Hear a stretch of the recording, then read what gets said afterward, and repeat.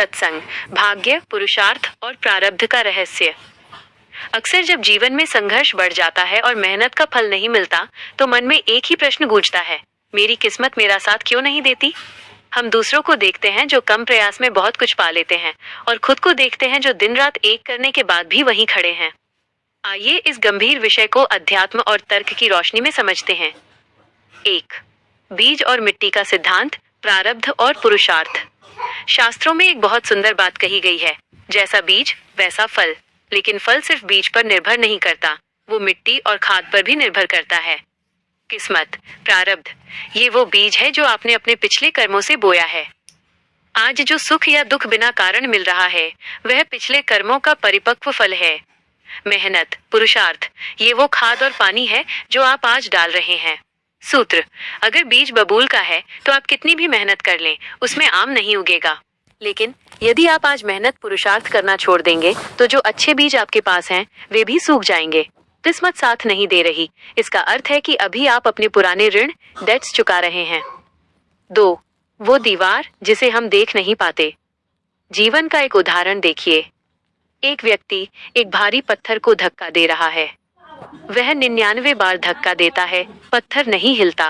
वह थक कर हार मान लेता है और कहता है, मेरी किस्मत खराब है। तभी एक दूसरा व्यक्ति आता है और एक हल्का सा धक्का देता है और पत्थर लुढ़क जाता है। यहाँ क्या हुआ? क्या दूसरे व्यक्ति की किस्मत अच्छी थी? नहीं, पत्थर को हिलाने के लिए 100 इकाइयों की ऊर्जा चाहिए थी। पहले व्यक्ति ने 99 इकाइयां खर्च कर दी थीं, बस 1 इकाई की कमी थी। सीख, जिसे हम किस्मत का न चमकना कहते हैं, वो अक्सर हमारी धैर्य की परीक्षा होती है। आध्यात्मिक मार्ग कहता है कि आपकी मेहनत कभी बेकार नहीं जाती, वो संचित स्टोर होती रहती है। जिस दिन वो पात्र भर जाता है, किस्मत का ताला खुल जाता है। 3.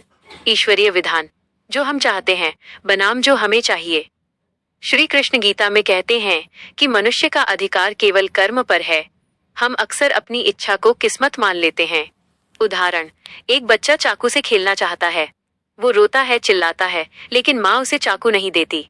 बच्चा सोचता है, मेरी किस्मत कितनी खराब है, मेरी माँ मेरी बात नहीं सुनती। पर माँ जानती है कि वो चाकू उसके हाथ काट देगा। अध्यात्म कहता है कि कभी कभी किस्मत का साथ न देना भी ईश्वर की कृपा है। शायद जो आप मांग रहे हैं वो आपके व्यक्तित्व के विकास के लिए सही नहीं है, या ईश्वर आपको किसी बड़े लक्ष्य के लिए तैयार कर रहा है। 4. किस्मत बदलने के 3 आध्यात्मिक उपाय। यदि आपको लगता है कि भाग्य सो गया है, तो उसे जगाने के लिए शास्त्रों में 3 मार्ग बताए गए हैं। 1. सेवा और दान। भाग्य का अर्थ है पुण्य का खाता। अगर बैंक बैलेंस खत्म हो गया है तो रोने से पैसा नहीं आएगा, कमाना पड़ेगा।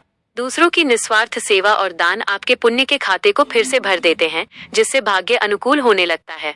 2. स्वीकार भाव, एक्सेप्टेंस। जो हो रहा है वो मेरे ही किसी कर्म का फल है। जब आप शिकायत, कंप्लेंट करना बंद कर देते हैं, तो आपकी ऊर्जा खर्च होनी बंद हो जाती है और आप सही दिशा में पुरुषार्थ कर पाते हैं।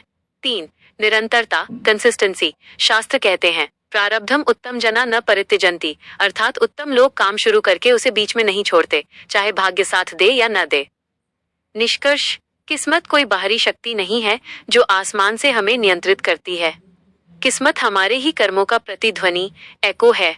अगर पहाड़ से चिल्लाने पर अपनी ही आवाज कड़वी सुनाई दे, तो पहाड़ को दोष मत दीजिए, अपनी आवाज बदल लीजिए। आज का पुरुषार्थ ही कल की किस्मत बनेगा। इसलिए ये मत पूछिए कि किस्मत साथ क्यों नहीं दे रही, बल्कि ये पूछिए कि क्या मेरा आज का कर्म इतना मजबूत है कि वो आने वाले कल को बदल सके। शांत मन से कर्म करते रहें, क्योंकि परमात्मा के न्याय में देर हो सकती है, अंधेर नहीं।